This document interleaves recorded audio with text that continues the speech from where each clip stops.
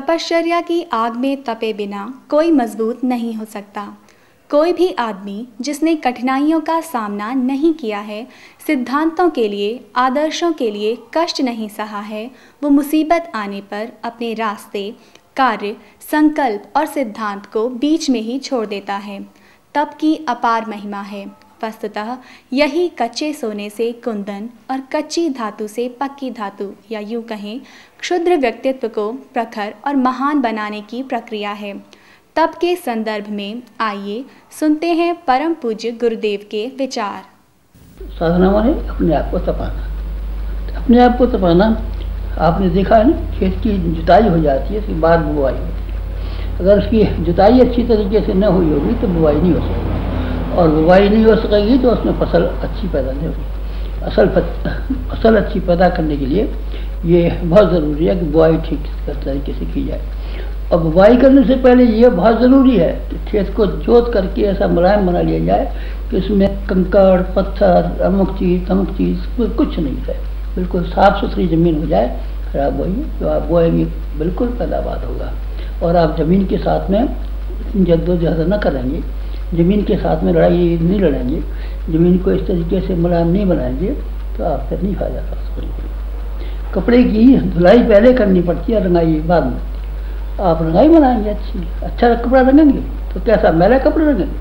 मैला कपड़ा नहीं रंगा जा सकता। नहीं साहब काला कपड़ा इसी को आप रंग दीजिए, गुलाबी रंग दीजिए, गलत बात है। ये जब तक आप धो करके इसकी मलिनता साफ नहीं करेंगे तब तक धोया नहीं जा सकता। राम नाम एक तरह की रंगाई है, भगवान की भक्ति एक तरह की रंगाई है। इसके लिए धुला हुआ कपड़ा चाहिए, साफ सुथरा चाहिए। साफ सुथरा अगर नहीं रखेंगे तब फिर बिल्कुल मुश्किल की बात है। माँ अपने बच्चे को गोदी में लेने की इच्छुक होती है, गोदी में ले लें, लेकिन बच्चे ने टट्टी कर ली और टट्टी से कपड़े मैले कर लिए और अपने बाल भी टट्टी में सान लिए और हाथ में सान लिए। जैसे ही माँ उधर से निकली, बच्चा रोने लगा, मम्मी दूध पिएंगे, गोदी में आएंगे ना। है तो माँ का बच्चा, पर गंदे को लेगी क्या? गोदी में गंदे को नहीं ले सकती। माँ ने कहा नहीं, गलत बात है, अभी ठहरना पड़ेगा। माँ ने पानी लगाई, गर्म पानी लाई, गर्म पानी से उसको धोया, उस पुराने वाले गंदे कपड़ों को उतारा, साफ कपड़े पहनाए, जहाँ जहाँ उसको टट्टी लगी हुई थी सब धोई, उसके बालों को धोया, हाथों को धोया, साबुन से धोया, फिर सुखाया। सूख करके जब बच्चा ठीक हो गया तो उन्होंने छाती से लगा लिया, गोदी में ले लिया, ये कर लिया। भगवान भी ठीक इसी तरह के आदमी है। पहले कुचेले आदमी को नहीं लेते, नापसंद करते। भगवान नापसंद करते हैं।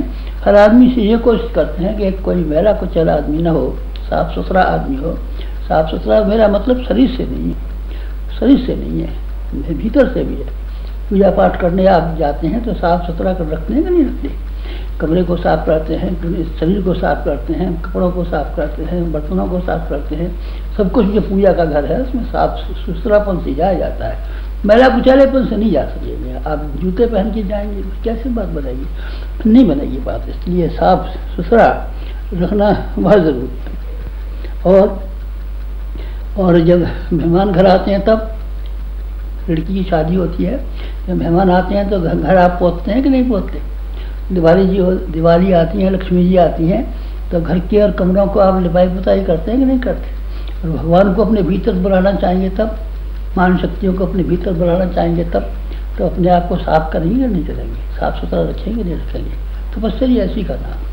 तपस्या इसी का नाम है, साधना इसी का नाम है कि अपने अंदर से जो बुराइयां हैं, जो हमारे अंदर की भूलें हैं, अपने अंदर जो कमियां हैं, अपने अंदर जो दोष और दुर्गुण हैं, अपने अंदर जो कसार कलमस हैं, इनसे जद्दोजहद करने में, लड़ाई लड़ने में जो मेहनत करनी पड़ती है, कठिनाई उठानी पड़ती है, वो सारी की सारी हम कठिनाइयों को खुशी खुशी उठाएं, इसी का नाम है। इसी का नाम क्या है? इसी का नाम है साधना। साधना इससे कम में नहीं होती, इससे कम में से साधना नहीं होती। आप बर्तन में पानी लेंगे, कितना पानी लेंगे?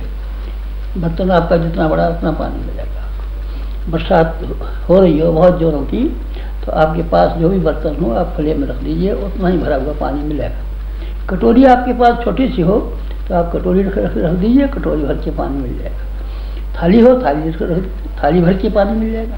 और अगर आपके पास गड्ढा है तो गड्ढा भर के पानी मिलेगा। तालाब आपका है तो आपको तालाब में जब भयंकर वर्षा होती है तो तालाब रातों रात भर के पूरे हो जाते हैं। आपके पास क्या है बोलिए, उसी के हिसाब से देंगे। ईसा भगवान की कृपा होगी तो देंगे, कृपा होगी तो फिर काय में देंगे, ये तो बताइए।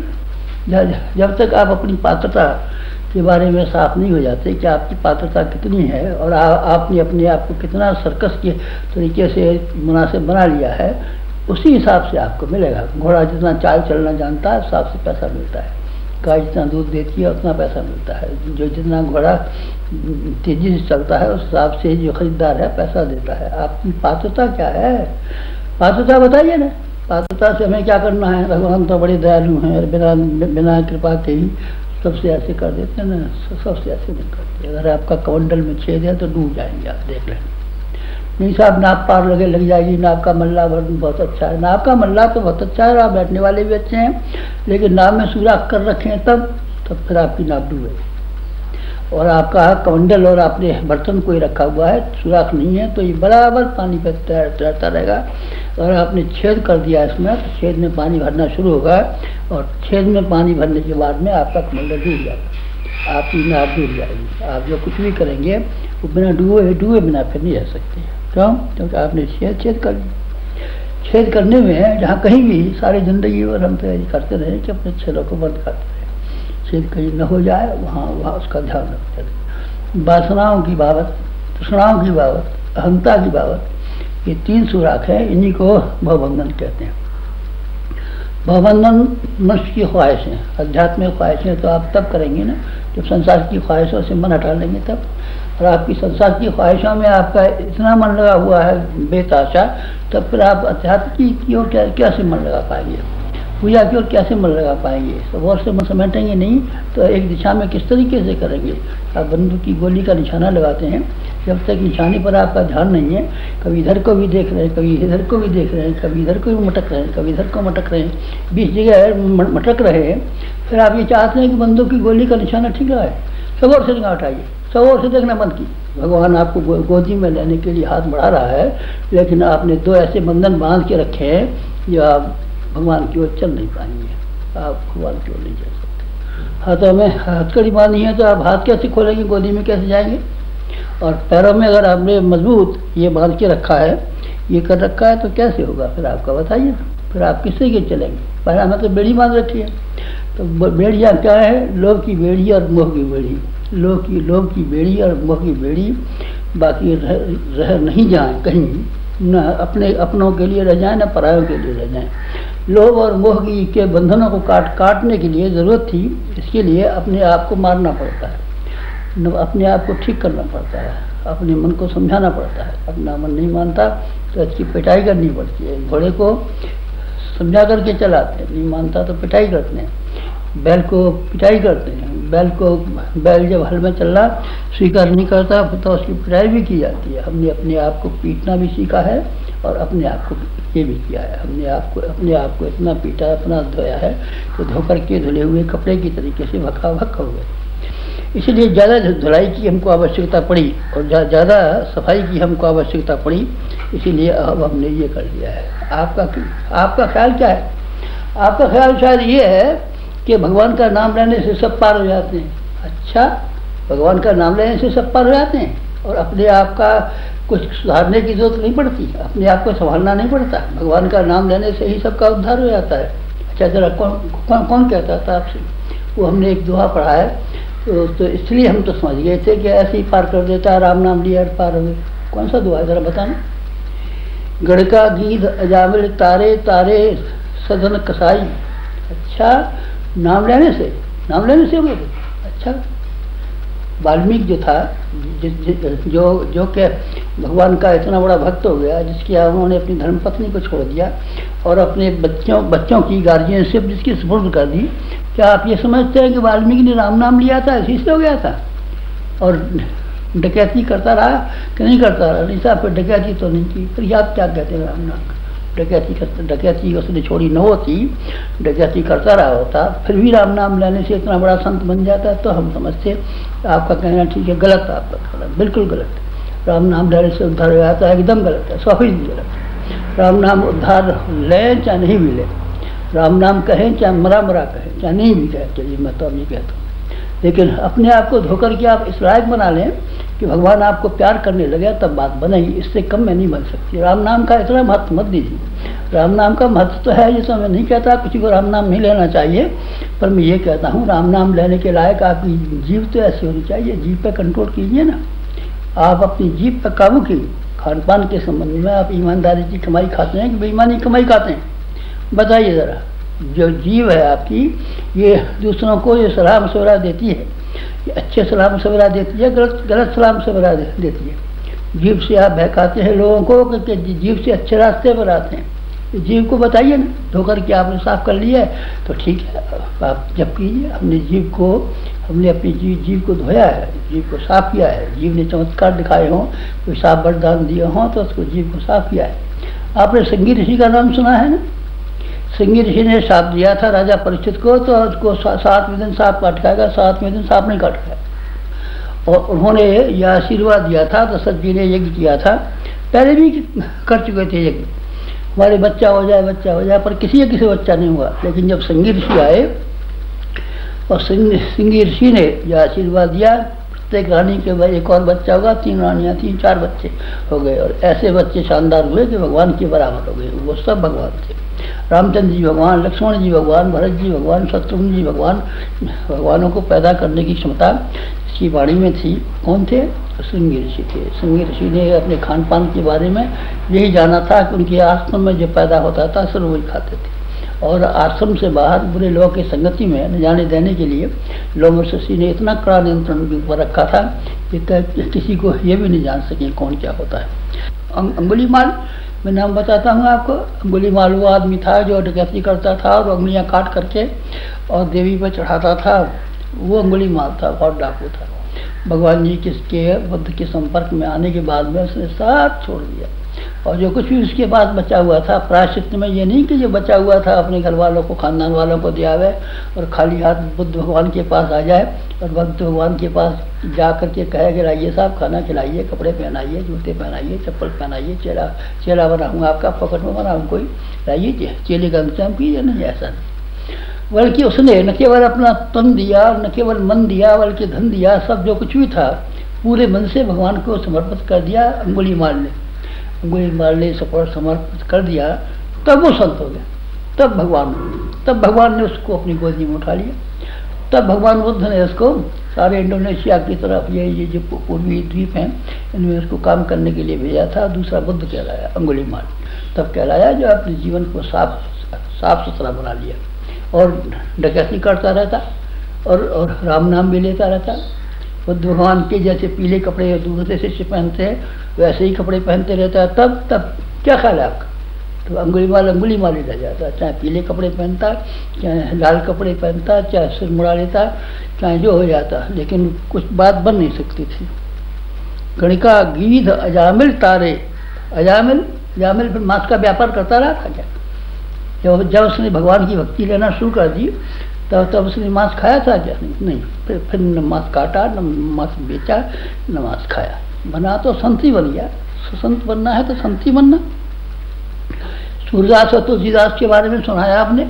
बिल्वमंगल की जीवन कथा आपको मालूम है? जीवन की बड़ी गंदी कथा है। बिल्वमंगल जब उनके पिताजी का स्वर्गवास हो गया था तब लाश एक जगह पड़ी थी और वेश्या कमल में वो लगे हुए थे, ऐसे गंदे सूरदास। लेकिन जब उन्होंने अपनी आंखें फोड़नी तो भगवान उनको आए और बच्चे की तरीके से गोदी में उठा करके और जहाँ तहाँ ले जाते थे। भगवान उनके नौकर हो गए थे, भगवान के भक्त, भगवान नौकर हो गए थे उनके। कौन? उनके सूरदास। और तुलसीदास चंदन घिसे तिलक दय रघुवीर, तिलक घिसते थे और चंदन के लिए लाइन में खड़े रहते थे। लाइए चंदन जरा सा हमको दे दीजिए, हम भी सर को लगाएंगे। तुलसीदास जी की कृपा प्राप्त करने के लिए भगवान जी चंदन लगवाने के लिए वो खड़े हुए थे। आप नहीं बदलना चाहते, आप नहीं बदलना चाहते। आपका ये ख्याल है कि बाहर के लोग आपका उद्धार करेंगे। अच्छा, आंखें खराब हैं आपकी तो फिर आपको कुछ दिखाई नहीं पड़े। आपको इस संसार में एक से एक बढ़िया देखने लायक चीज़ें हैं, कहीं ताजमहल है, कहीं क्या है, कहीं बाग है, कहीं बगीचे हैं, पर आपकी आँख खराब है तो आप कोई दृश्य देखने में समर्थ नहीं हो सकते। आपके कान ठीक है कि नहीं ठीक है? नहीं साहब, कान तो हमारे बहुत दिन से ख़राब हो गए। तो फिर आप अब कोई व्याख्यान नहीं सुन सकेंगे, फिर आपके लिए संगीत सुनना नामुमकिन है। फिर आप किसी की कथा और प्रवचन का फ़ायदा उठाना चाहें तो ये गलत बात है। आप अपना तो कान ठीक कीजिए ना। सुनाई नहीं पड़ता तो हम क्या करें? नहीं सुनाई पड़ता तो दिखाई नहीं पड़ता साहब, आप तो बता रहे थे कि अभी दिन है, सूरज निकल रहा है, तो सूरज तो निकल रहा है, हमको दिख रहा है, तो हमें क्यों नहीं दिखता है? आप क्या खराब है इसीलिए नहीं दिखता। और आपको अगर दिमाग खराब है तो सारी दुनिया आपको पागल मालूम पड़ेगी। आप सब दुनिया को पागल बताएंगे, ये कहेंगे ये दुनिया बड़ी पागल है, ये भी पागल है, ये भी पागल है, सब पागल दिखेंगे। अपना दिमाग सही कीजिए ना, फिर आपको कोई पागल दिखाई नहीं पड़ेगा। बस फिर इस तरीके से क्या करना पड़ता है कि अपने आप को सही करना पड़ता है। अपना सादा जीवन उच्च विचार के सिद्धांत को काम में लाना पड़ता है। उच्च विचारों को कार्य रूप में परिणत करना सिर्फ उसी के लिए संभव है जो कि सादा जीवन जिए, अपने आप में किफायतशाली करे, अपने लोभ और मोह को कम कर ले, अपनी वासना तृष्णा और अंतना को कम कर ले। तब फिर उसके पास शक्तियाँ ही बच जाती हैं। शक्तियों का क्या कम रहता है? शक्तियों को आदमी का मुट्ठी भर का तो पेट है, मुट्ठी भर की जरूरत है। आदमी का तन ढकने के लिए 3 गज नहीं 10 गज कपड़ा चाहिए, सोने के लिए 4 हाथ की चारपाई चाहिए, खाने के लिए 2 मुट्ठी अनाज चाहिए। आदमी से तो और जानवर ज़्यादा खाए जाते हैं, भैंसा ज़्यादा खाया जाता है और जानवर ज़्यादा खाए जाते हैं, लेकिन वो तो आदमी की खुराक कितनी है? मुट्ठी भर है। और आदमी कितना कमा सकता है? आदमी के हाथ कितने मजबूत हैं और आदमी की 20 उंगलियाँ कैसी हैं जैसे कि सृष्टि में किसी जानवर को नहीं मिली। उसमें कमा सकता है आदमी, और उस कमाने के बाद में फिर क्या कर सकता है? फिर भगवान की गोदी में रख सकता है। भगवान की गोदी में रखने के बाद में फिर निहाल हो जाता है। आदमी बहुत कुछ कर सकता है, ऊंचे विचारों को कार्यान्वित भी कर सकता है, ऊंचे विचारों को सिखा भी सकता है, ऊंचे विचारों को कोई जीवन में ओतप्रोत भी कर सकता है। कब? जब सादा जीवन हो। सादा जीवन के मानी ये है कसा हुआ जीवन, तपा हुआ जीवन, कसा हुआ जीवन, तपा हुआ जीवन। साधना आपको भी करनी पड़ेगी, ध्यान रखिए। आप अय्याशी करते हुए, आप मालदार बनते हुए, आप मौज मजा उड़ाते हुए, आप स्वार्थी और लोभी और लालची रहते हुए अगर आप चाहें कि हम राम नाम लेकर के उद्धार की तरफ चल पड़ेंगे, आपका बिल्कुल गलत ख्याल है, 100% गलत ख्याल है। और 100% गलत ख्याल को बनाए रहेंगे तो आपको क्या मिलने वाला है? हमारे गुरु ने तो यही सिखाया और महापुरुषों के जीवन ने हमको यही सिखाया। जितने भी महापुरुष संसार में हुए हैं उन सबके जीवन हमने पढ़े और सबको देखा, और सबने एक ही पाया कि उनमें से हर एक आदमी ने अपने आप को तपाया।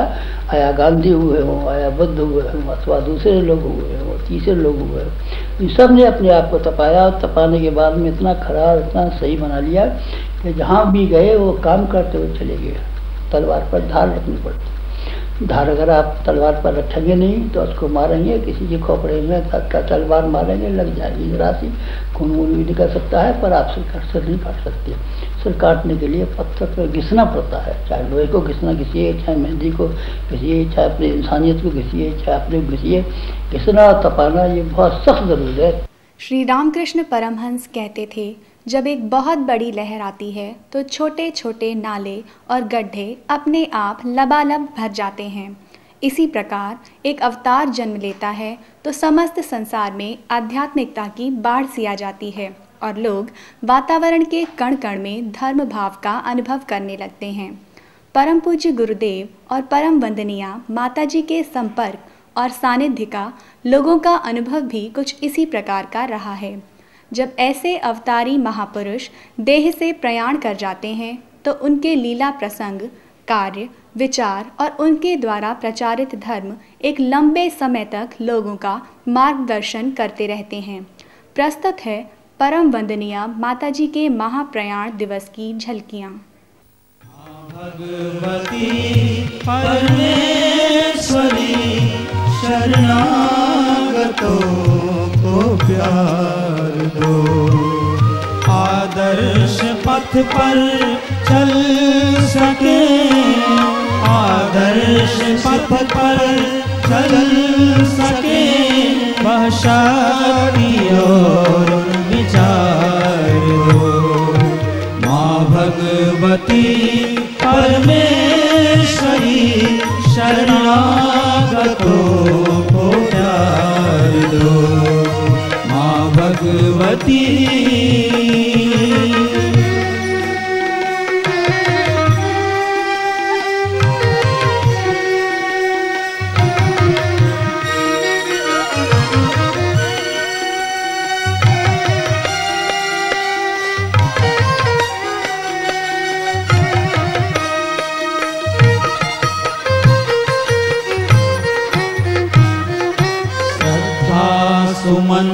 स्वीकार लो माँ आज पावन पर्व में। श्रद्धा सुमन स्वीकार लो माँ आज पावन पर्व में। सद्भाव हृदयों में भरो माँ पुण्य जीवन सर्ग में।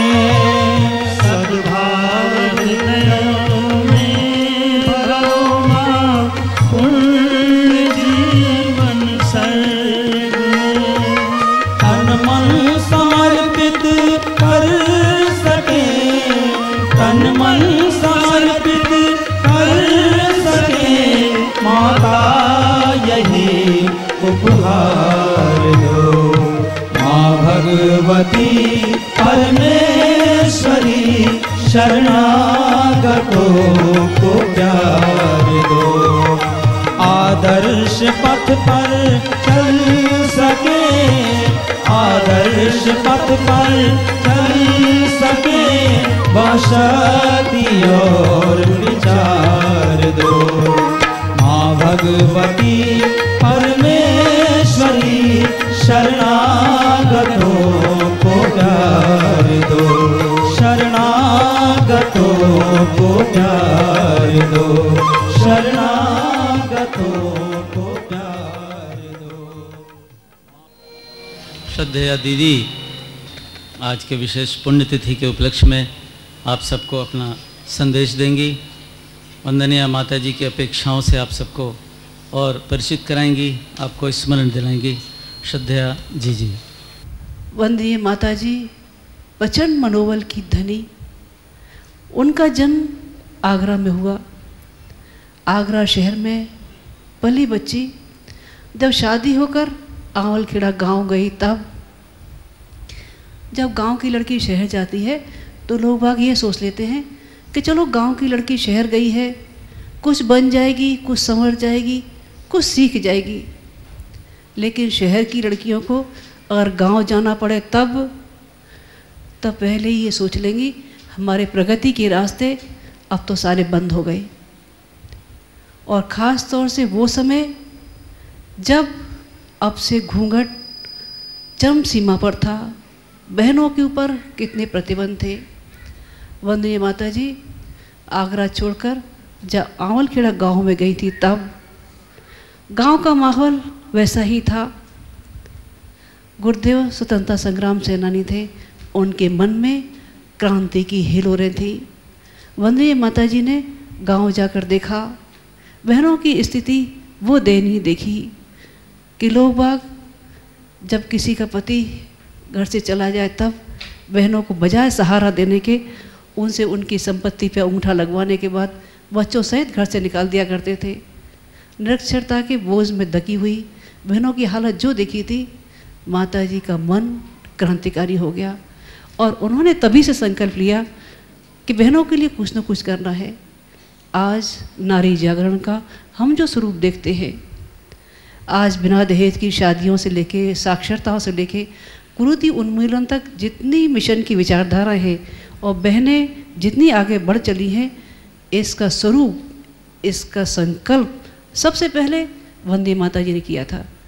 आपको शायद पता है या नहीं पता, लेकिन सबसे पहला महिला मंडल वंदे माता जी ने सन 43 में बनाया था।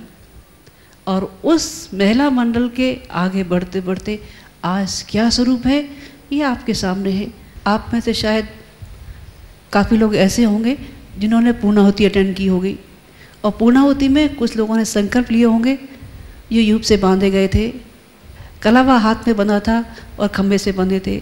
ऐसा ही कुछ दृश्य नर्मद यज्ञ के समय का था।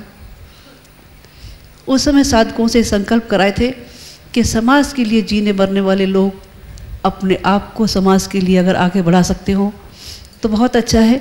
तो ऐसे ही कुछ लोग साधक तैयार हुए थे, उनको संकल्पित कराया था। लोग संकल्प ले लेके अपने घर चले गए थे। ये घटना तो सबने देखी थी कि नर्मद यज्ञ में संकल्प लिए थे लोगों ने समाज के लिए जीने मरने के। लेकिन एक घटना जो किसी ने नहीं देखी थी वो घटना आज बता देने का मन है। नरमेध यज्ञ के बाद एक संकल्प होता है जिसमें आदमी को सब कुछ अपना न्यौछावर करना होता है, दान कर देना होता है। वंदनीय माताजी और गुरुदेव ने, ये लोग तो यूप से बंधकर संकल्प के धागे खोलकर चले गए, अपने मन में संकल्प लिए, लेकिन गुरुदेव माताजी ने अपने आप को जीवन भर उस डोरी से बांधे रखा। और दान में क्या दिया था? दान में दिए थे उन्होंने अपने बच्चे। हमारी उम्र रही होगी लगभग 3-1 साल की, भैया की उम्र रही होगी, सतीश भैया की लगभग ये कोई 7-1 साल की। हम दोनों भाइयों बहनों को साल भर के लिए दे दिया था। दोनों 2 दिशाओं में थे, किसी को किसी की जानकारी नहीं थी। गुरुदेव अज्ञातवास पर हिमालय में गए थे। सुनने में देखने में तो घटना कोई ऐसी नहीं लगती, लेकिन इसका मर्म वो ही समझ सकते हैं जो प्यार के बिछड़े हों, जो माँ से दूर हुए हों, या जो बच्चा माँ के प्यार के लिए तड़पता हो। इस एहसास को जब साल भर बाद माताजी के पास आए तो हम लोग लिपट के रो दिए थे। साल भर तक आपने हमको क्यों दूर किया था? वंदनीय माताजी कहने लगी, बेटा, लोकहित के रास्ते पर संकल्प करने वाले लोग अपनी व्यक्तिगत महत्वाकांक्षाओं को ताक पर रख दिया करते हैं। ये तुम्हारी परीक्षा की पहली घड़ी है। पता नहीं इसके बाद तुम्हें कितनी कितनी परीक्षाओं के दौर से गुजरना पड़ेगा और कितने संकल्प पूरे करने के लिए अपने व्यक्तिगत भावों को दबाना पड़ेगा। वो समय तो ये बात समझ में नहीं आई थी, लेकिन आज उसका मर्म समझ में आता है कि गुरुदेव माताजी ने शायद पहले से ही तैयार करने के लिए हम लोगों को ढालना शुरू कर दिया था। वो जगदम्बा जो सबको प्यार बांटती रही, आज भी उनकी स्मृतियों के खजाने में उनका प्यार याद आता है। हर पल अंतर में सवारा है और मन में ये विश्वास रखा है आपके बताए रास्ते पर आपके बच्चे संकल्पों को पूरा करते रहेंगे। हमें माता जी के उद्देश्यों के लिए, जिनके लिए उनका अवतार हुआ था, उनकी जो प्रेरणाएं हैं हम सबको उसे पूरा करना है।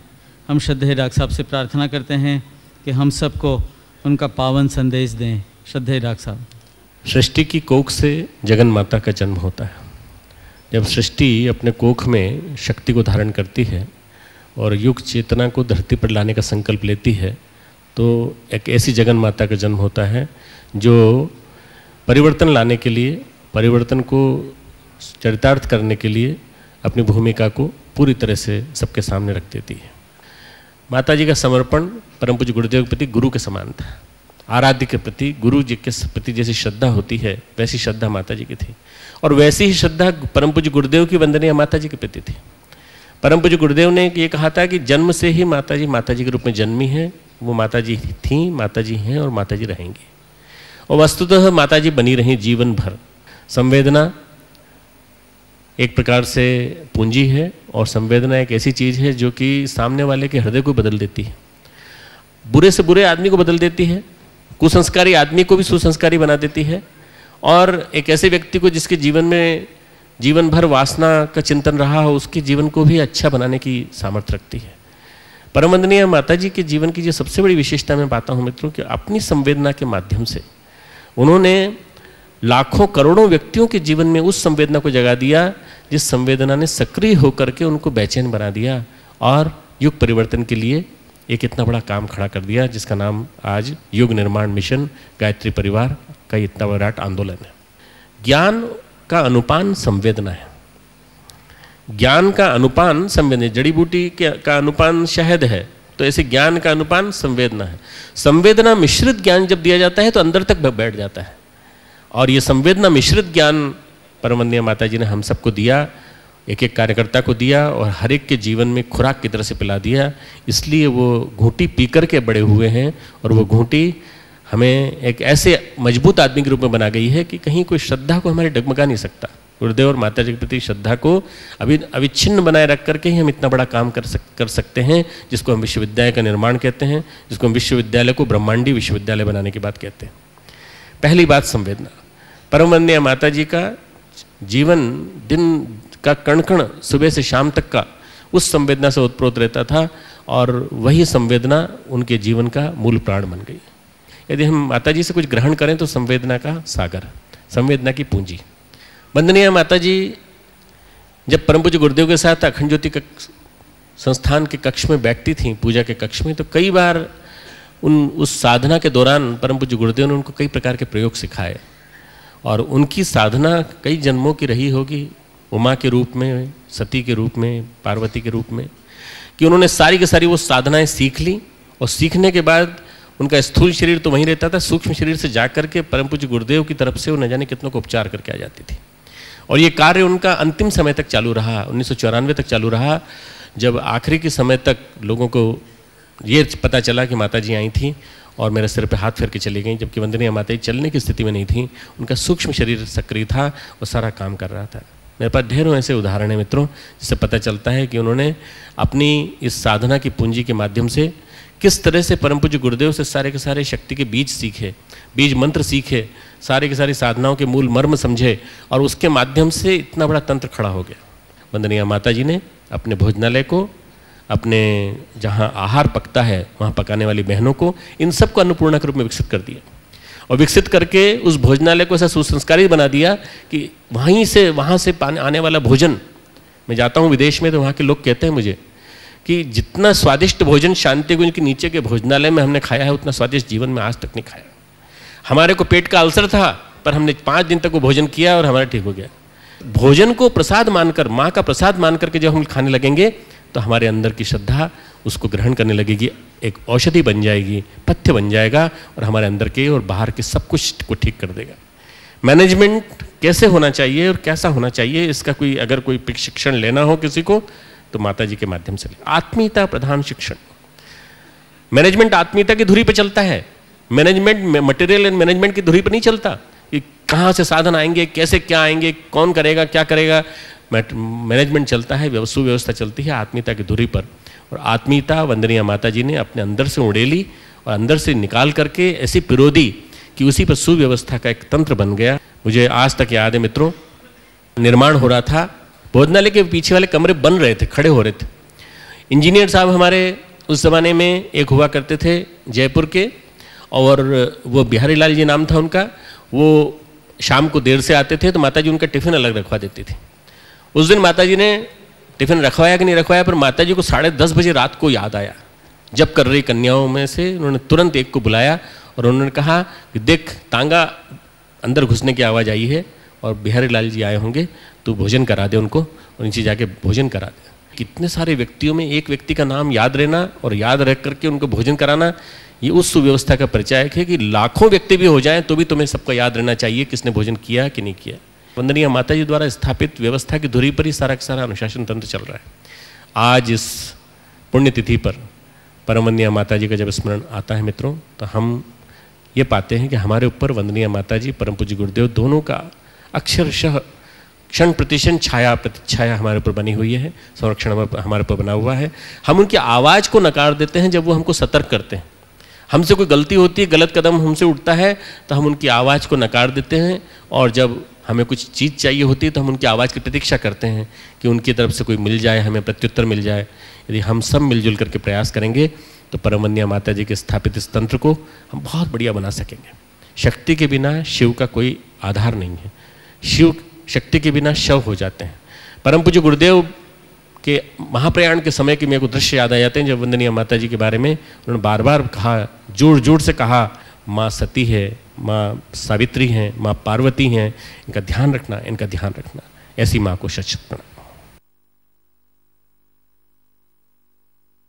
स्थापक पूज्य गुरुदेव पंडित श्रीराम शर्मा आचार्य जी के महाप्रयाण के बाद उनके स्वतंत्रता संग्राम में योगदान और भारतीय संस्कृति पुनरुत्थान के उनके प्रयत्नों को मान्यता देते हुए आचार्य जी के प्रति सम्मान स्वरूप एक डाक टिकट भारत सरकार ने जारी किया। दिल्ली के तालकटोरा स्टेडियम में एक भव्य समारोह में इसका विमोचन तत्कालीन उपराष्ट्रपति डॉक्टर शंकर दयाल शर्मा जी ने किया। प्रस्तुत है इसी कार्यक्रम की कुछ झलकियां।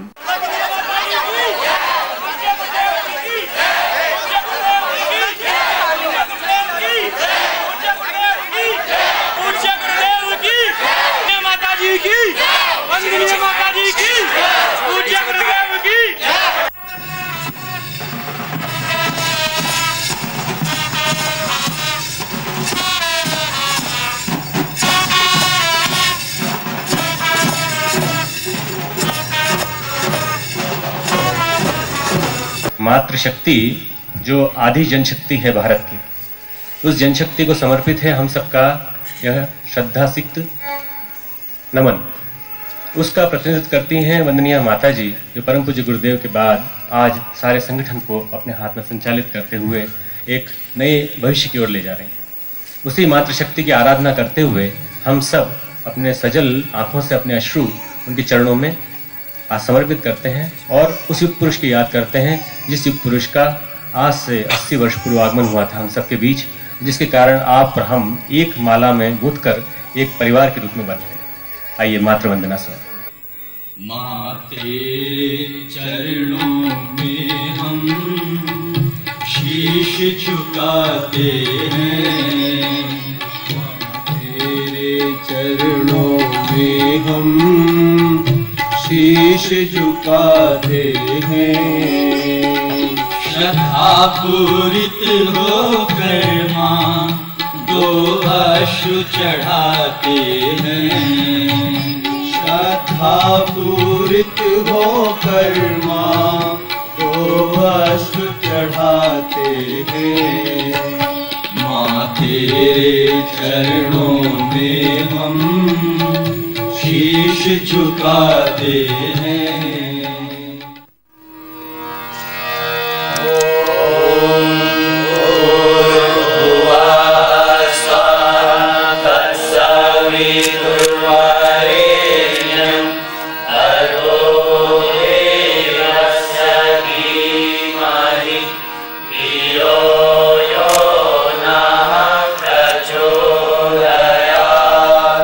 आज जैसा समाज है और जिस तरह से अनीति, अभाव, अज्ञान संव्याप्त है, ऐसे में आशावादी चिंतन देकर और 21वीं सदी उज्जवल भविष्य लेकर आ रही है। एक ऐसा सपना हमको उन्होंने दिखाया, न केवल सपना बल्कि उसके चिन्ह दिखा दिए, न केवल चिन्ह बल्कि कैसे क्रियान्वयन होगा इसका एक सारा प्रारूप बनाकर वे चले गए। पंडित श्री राम शर्मा आचार्य जिन्हें वेद मूर्ति तपोनिष्ठ पंडित की उपाधि प्राप्त है, परंतु किसी उपाधि के वे मोहताज नहीं हैं। उन्होंने 3200 पुस्तकें लिखी हैं विभिन्न विषयों पर, व्यक्ति निर्माण, परिवार निर्माण, समाज निर्माण। उनके लिखे हुए वाक्य जो आज स्वर्णिम सूत्र के रूप में है, विश्व के किसी भी कोने में न पहुंचे हों ऐसी बात है, सब कोने में पहुंच चुके हैं। गुरुदेव का साहित्य विभिन्न भाषाओं में अनुवादित हो चुका है। ये सारा के सारा जो आपको विशाल परिवार यह नजर आता है, इस विशाल परिवार के वे संगठक थे, न केवल लेखक, कुशल वक्ता, एक संगठक। उन्होंने संगठन बनाया और संगठन में ममत्व लुटाया, प्यार स्नेह लुटाकर एक दूसरे के साथ बांध दिया। हम सब व्यक्ति एक दूसरे से किसी पंथ के नाते, किसी धर्म के नाते, किसी मत के नाते नहीं जुड़े हैं, बल्कि एक विचार के नाते जुड़े हैं। हम बदलेंगे, युग बदलेगा, हम सुधरेंगे, युग सुधरेगा। एक छोटा सा मंत्र उन्होंने दिया और ये मैन मेकिंग ओडिसी जिन्होंने चालू की वो चलती चली गई।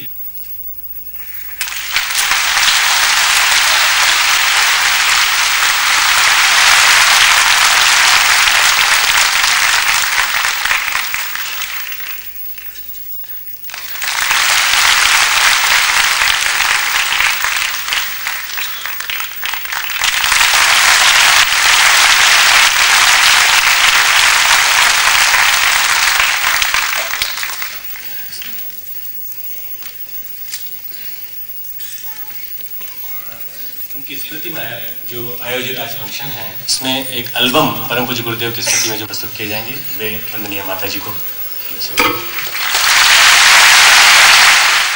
इस समारोह के चेयरपर्सन सुप्रीम कोर्ट के मुख्य न्यायाधीश आदरणीय रंगनाथ जी मिश्रा से कि हम सबके बीच में आके उद्बोधन दें। Doctor Sharma ji, doctor Karan Singh, Minister Sanjay Singh,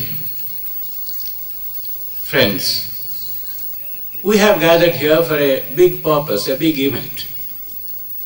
One who was born like us, lived a life like us, had a family, had children. He didn't bother about himself, and he bothered about the entire world, the humanity. It is the lot of some people who die 100 times during their lifetime. And it is also the grace of the divinity that some people live after death. We have gathered here to remember one who was among us as a leader in the true sense, who was not a political person. He was a leader of discipline, leader of the divinity in man to be roused so that man would feel elevated. I'm happy you have built a large home of the Gayatri cult. It was the obligation of everyone to recite this mantra before the sun rose every morning. We have forgotten it. We have not been able to realize its efficacy on account of the fact that today's life force today's culture has become very different from what India offered as its tradition, as its legacy, as its culture.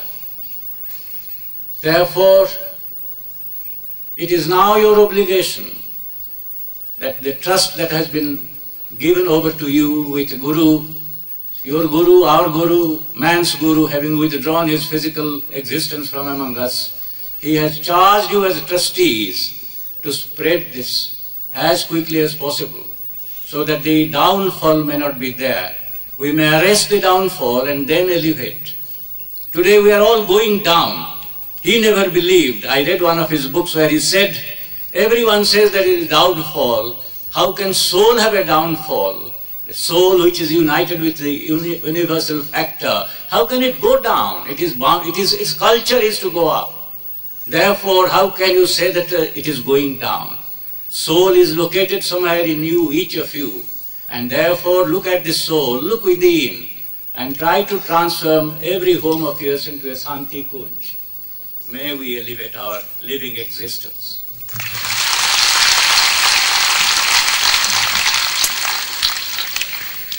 आदरणीय महामहिम शंकर दयाल जी शर्मा हमारे बीच हैं, उन्हें आमंत्रित करता हूँ। सबसे पहले तो मैं डाक विभाग को बधाई देना चाहता हूँ कि उन्होंने ये डाक टिकट निकालने का निर्णय लिया।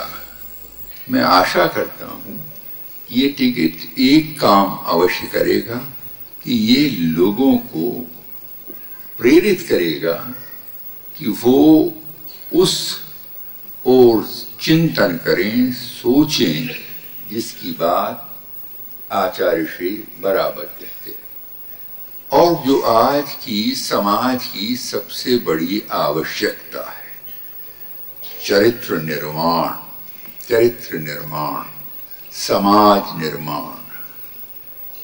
और अगर हमारा चरित्र बनेगा तो फिर समाज का भी बनेगा। और इस सब के लिए ये आवश्यकता नहीं है कि व्यक्ति समाज को छोड़कर जाए।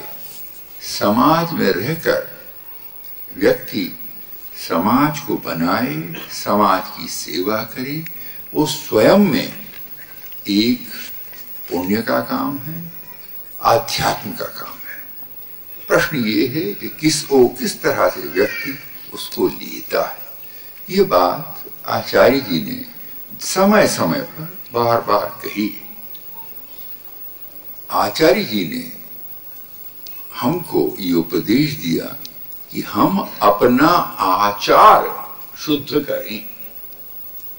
मैं तो ये मानता हूं कि आचार्य कहने का अधिकारी वो है जो अपने आचरण से दूसरों के आचरण को प्रभावित करता है और सही तरफ ले जाता है। और आचार्य जी ऐसे ही व्यक्ति थे जिन्होंने सबके आचरण को उठाने का काम किया और एक ऐसी संस्था स्थापित की कि ये कार्य बराबर निरंतर चलता रहे। हमें इसको करना है। आचार्य जी ने अपनी विरासत में कहा, नवयुग यदि आएगा तो विचार शोधन द्वारा ही, क्रांति होगी तो वह लहू और लोहे से नहीं, विचारों से काट द्वारा होगी। समाज का नव निर्माण होगा तो वह सद्विचारों की प्रतिष्ठापना द्वारा ही संभव होगा। और उसके बाद उन्होंने कहा कि सद्विचार को आचार का भाग बनना चाहिए। जब ये दोनों बातें होंगी तो काम बनेगा। कितना आज मैं इसलिए, क्योंकि आप तो सब परिचित हैं, कुछ बातें जो हमारे मन में उतरना चाहिए, जो आचार्य जी के उपदेश हैं, उसका कहना चाहता हूं जो मुझे लगे। कितनी, क्योंकि सबसे बड़ी बात और थी जो आचार्य जी ने बहुत इस प्रकार से बात करते थे, इस तरह से लिखा कि जो जनसाधारण के मन में उतरता चला जाए। उन्होंने कहा है, वस्तुतः लोक सेवी ही आध्यात्मवादी हो सकता है। आध्यात्मवादी होकर समाज से दूर बैठ जाने वाला आचार्य जी की राय में अपना काम पूरा नहीं कर रहा। आध्यात्मवादी सच्चा वही है जो अपने को लोक सेवा में, जन सेवा में लगा दे, तब उसकी आध्यात्मिकता सही जगह पहुंची और तभी उसकी बात आगे चलती। प्रातः स्मरणीय वंदनीय माता जी, जिनके आशीर्वचन सुनने के लिए हमारे दूर दूर से परिजन यहाँ आए हैं, मैं वंदनीय माता जी से अनुरोध करूंगा कि वे हम सबको अपना आशीर्वचन दें। उपस्थित हमारे आत्मीय परिजनों, माँ का हृदय बड़ा विशाल होता है।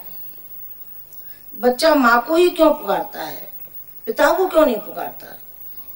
इसकी गहराई में जब आप जाएंगे तो एक ही बात मालूम पड़ेगी कि माँ वो शक्ति है कि जो निश्चल भाव से अपने बच्चे के दुख और पीड़ा में वो मददगार होती है। मददगार ही नहीं होती है बल्कि सेवा करती है। पिता तो है लेकिन वो संवेदना नहीं है जो संवेदना होनी चाहिए। पिता के अंदर वो संवेदना नहीं है। वही आज माँ का रूप जाने कहाँ चला गया है। ये नहीं कि नारी जाति में ही मातृत्व की भावना होती हो। संत के लिए कहा गया है कि संत का जो हृदय होता है वो नवनीत के समान होता है, जैसे मक्खन के समान। संत का हृदय मक्खन जैसा पिघलने वाला होता है। जिस समाज में, जिस राष्ट्र में पीड़ा और पतन करहा रहा हो, जहां दहेज जैसा राक्षस और जहां मिलावट, घूसखोरी और न मालूम क्या क्या जो विकृतियां हमारे समाज में और राष्ट्र में फैली हुई हैं, इनका निवारण हम किस तरीके से करें, वो रातों रातों जगते जागते रहते थे और उसी ओर उनके कदम उठते थे और वो करके दिखाते थे। कहना तो जाने क्या क्या कहते हैं, लेकिन कहने में और करने में बहुत अंतर होता है। उन्होंने जैसा कहा और वैसा ही उन्होंने किया और वैसा ही करने के लिए बाध्य किया, वैसा ही करने के लिए बाध्य किया। लोगों ने न मालूम क्या क्या कहा होगा, क्या क्या कहा होगा, लेकिन उन्होंने कोई परवाह नहीं की। बराबर राष्ट्र की वो सेवा करते चले आए। आज तो राजनीति में भी मां नहीं है, पिता है। समाज सेवा में भी पिता हैं, जो कि पिता अपेक्षा करता है बच्चे से, सम्मान की अपेक्षा करता है और भी अपेक्षा करता है। मां नहीं करती अपेक्षा। उन्होंने कभी बदले की भावना, कभी उन्होंने नहीं चाहा कि हमें बदले में कुछ चाहिए। उन्होंने सारे राष्ट्र और अंतर्राष्ट्रीय, जो अपने मन की जो पीड़ा थी, एक ही उनकी तड़पन थी, वो ये थी कि व्यक्ति का जो विकृत चिंतन है, यदि ये सुधर जाएगा तो युग निर्माण हो जाएगा। ये डाक टिकट विमोचन हुआ है, ये तो हुआ ही है। अभी काम हमारा अधूरा पड़ा है, पूरा नहीं हुआ है। अभी पूरा जब तक नहीं हो सकता, जब तक हम जन जन तक न जाएं। हमारे लिए संप्रदाय नहीं है, हम संप्रदायवादी नहीं है, हम है मानवतावादी। हमारे लिए भगवान हमें नहीं मालूम, उस निराकार को हमने नहीं देखा, लेकिन साकार के रूप में हमने भगवान को देखा है। उस भगवान की सेवा के लिए हम हमेशा तत्पर रहेंगे। जब तक हमारे शरीर में प्राण है तब तक हम इसे पूरा करेंगे, और जाने के बाद हमारे ये बालक जो नन्हे नन्हे से आपको दिखाई पड़ रहे हैं, जी हमारे स्वप्नों को आगे साकार करेंगे।